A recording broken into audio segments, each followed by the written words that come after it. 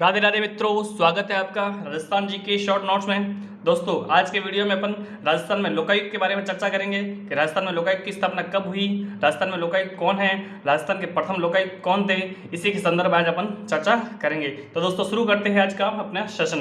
तो राजस्थान में लोकायुक्त की स्थापना कब हुई थी? तो राजस्थान में लोकायुक्त की स्थापना कब हुई थी? वर्ष 1973 में हुई थी। कब हुई थी? वर्ष 1973 में। कब हुई थी?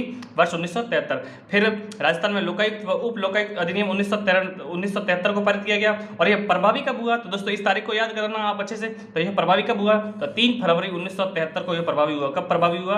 तो 3 फरवरी 1973 को लोकायुक्त व उप लोकायुक्त अधिनियम 1973 पारित किया गया। जो प्रभावी कब हुआ? 3 फरवरी 1973 को प्रभावी हुआ। फिर अपने लोकायुक्त की नियुक्ति किसके द्वारा की जाती है? तो राजस्थान में लोकायुक्त की नियुक्ति किसके द्वारा की जाती है? तो राज्यपाल के द्वारा की जाती है। किसके द्वारा की जाती है? राज्यपाल के द्वारा। और एक चयन समिति होती है, राज्यपाल के द्वारा एक चयन समिति के सिफारिश पर अपने लोकायुक्त की नियुक्ति की जाती है। किसके द्वारा? राज्यपाल के द्वारा लोकायुक्त व उप लोकायुक्त की नियुक्ति की जाती है, वो भी एक चयन समिति के सिफारिश पर। और उस चयन समिति में कौन होगा? तो उस चयन समिति में कौन होगा? एक तो मुख्यमंत्री होगा, जो कि उस चयन समिति का अध्यक्ष होगा। फिर विपक्ष का नेता होगा, फिर एक विपक्ष का नेता होगा, और तीसरा होगा उच्च न्यायालय का मुख्य न्यायाधीश होगा। कौन होगा? उच्च न्यायालय का मुख्य न्यायाधीश। तो ध्यान रखना दोस्तों, चयन समिति में कौन कौन होगा? मुख्यमंत्री होगा, अध्यक्ष होगा, फिर विपक्ष का नेता होगा, फिर उच्च न्यायालय का मुख्य न्यायाधीश होगा। ये चयन समिति के सदस्य होंगे। ठीक है दोस्तों। नेक्स्ट दोस्तों, आगे बढ़ते हैं। अपने नियुक्ति होगी। फिर नेक्स्ट उसकी लोकायुक्त की योग्यता क्या होनी चाहिए? तो लोकायुक्त की योग्यता क्या होनी चाहिए? तो उच्च न्यायालय अथवा उच्चतम न्यायालय अथवा उच्च न्यायालय का न्यायाधीश जो रह चुका हो वही लोकायुक्त बन सकता है। तो ये इसकी योग्यता रहेगी। नेक्स्ट, कार्यकाल कितना रहेगा? तो 5 वर्ष या 65 वर्ष, जो भी पहले पूर्ण हो, ये किसका?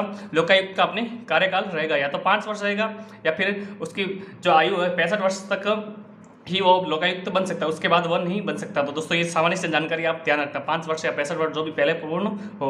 नेक्स्ट, त्याग पत्र किसको देगा? तो त्याग पत्र किसको देगा? अपने राज्यपाल को त्याग पत्र देगा। नियुक्ति भी राज्यपाल के द्वारा होती है और त्याग पत्र भी राज्यपाल को दिया जाता है। नेक्स्ट है वेतन और भत्ते।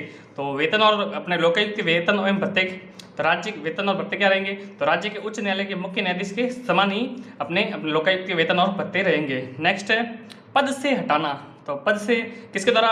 पद से कौन हटा सकता है? तो राज्यपाल के द्वारा पद से हटाया जाता है। और किस कंडीशन में? तो कदाचार व असमता के आधार पर उच्चतम न्यायालय के न्यायाधीश या उच्च न्यायालय के मुख्य न्यायाधीश के जांच के बाद ही राज्यपाल के द्वारा हटाया जा सकता है। किसके द्वारा? राज्यपाल हटा सकता है, लेकिन कब? या तो उच्चतम न्यायालय के न्यायाधीश या उच्च न्यायालय के मुख्य न्यायाधीश के जांच के बाद अगर कोई आरोप सिद्ध हो जाते हैं तो राज्यपाल के द्वारा हटाया जा सकता है, लेकिन जांच के बाद उच्चतम न्यायालय के न्यायाधीश या उच्च न्यायालय के मुख्य न्यायाधीश के जांच के बाद ही राज्यपाल के द्वारा पद से हटाया जा सकता है। और इसके अंतर्गत क्षेत्राधिकार के अंतर्गत कौन क्या क्या आता है, तो इसकी थोड़ी सी जानकारी लेते हैं दोस्तों। लोकायुक्त के क्षेत्राधिकार क्या होते हैं? तो लोकायुक्त के क्षेत्राधिकार क्षेत्र कौन से होते हैं? किस क्षेत्र में वो जांच कर सकते हैं? तो राज्य के समस्त मंत्री, लोक सेवक, सचिव, विभागाध्यक्ष, जिला परिषद के प्रमुख व उप प्रमुख, पंचायत समिति के प्रधान तथा उप प्रधान, जिला परिषद व पंचायत समितियों की स्थायी समितियों के अध्यक्ष, नगर निगम के महापौर तथा उप महापौर, नगर पालिका के अध्यक्ष तथा उपाध्यक्ष, राजकीय कंपनियों व निगम के अध्यक्ष, कर्मचारियों आदि के विरुद्ध शिकायतों की जांच लोकायुक्त के द्वारा की जाती है। किसके द्वारा? आदि के विरुद्ध अगर कोई शिकायत है तो शिकायत की जांच कौन करेगा? लोकायुक्त के द्वारा जांच की जाती है। तो ये सब अपने लोकायुक्त के क्षेत्राधिकार के अंतर्गत आते हैं। और इससे कौन से क्षेत्राधिकार के अंतर्गत नहीं आते हैं? तो वो क्या है? तो वो है मुख्यमंत्री। लोकायुक्त के क्षेत्राधिकार के अंतर्गत नहीं आते हैं महालेखाकार, उच्च न्यायालय व जिला न्यायालय के मुख्य न्यायाधीश व अन्य न्यायाधीश, न्यायिक अधिकारी, अपने RPSC के अध्यक्ष व सदस्य, मुख्य निर्वाचन आयुक्त, प्रादेशिक चुनाव आयुक्त, फिर विधानसभा सचिवालय के अधिकारी व कर्मचारी, सेवानिवृत्त प्रशासनिक अधिकारी, सरपंच, विधायक आदि अपने लोकायुक्त के क्षेत्राधिकार के अंतर्गत नहीं आते हैं दोस्तों। ठीक है दोस्तों। नेक्स्ट आगे बढ़ते हैं। कुछ महत्वपूर्ण तथ्य है, उसके बारे में अपन जानकारी लेते हैं दोस्तों। तो महत्वपूर्ण तथ्य क्या है लोकायुक्त से संबंधित? महत्वपूर्ण तथ्य, तो राजस्थान में प्रथम लोकायुक्त कौन थे? तो राजस्थान के प्रथम लोकायुक्त कौन थे? तो कौन थे? ID दुआ, ये राजस्थान के प्रथम लोकायुक्त थे। बहुत ही महत्वपूर्ण है क्वेश्चन, कई बार पूछा गया। तो दोस्तों, आप इसको ध्यान में रखना कि राजस्थान के प्रथम लोकायुक्त कौन थे? ID दुआ। और राजस्थान के प्रथम और एकमात्र उप लोकायुक्त कौन रहे हैं? तो राजस्थान के प्रथम और एकमात्र उप लोकायुक्त कौन रहे हैं? तो KPU मेनन। कौन रहे हैं? KPU मेनन। दोस्तों, आप इसको भी याद में रखना कि राजस्थान के प्रथम और एकमात्र उप लोकायुक्त कौन रहे हैं? तो KPU मेनन। और प्रथम लोकायुक्त तो ID दुआ। और सर्वाधिक कार्यकाल वाले लोकायुक्त कौन है? और सर्वाधिक कार्यकाल वाले लोकायुक्त कौन है? एम.डी.बी. शर्मा। कौन है? एम.डी.बी. शर्मा।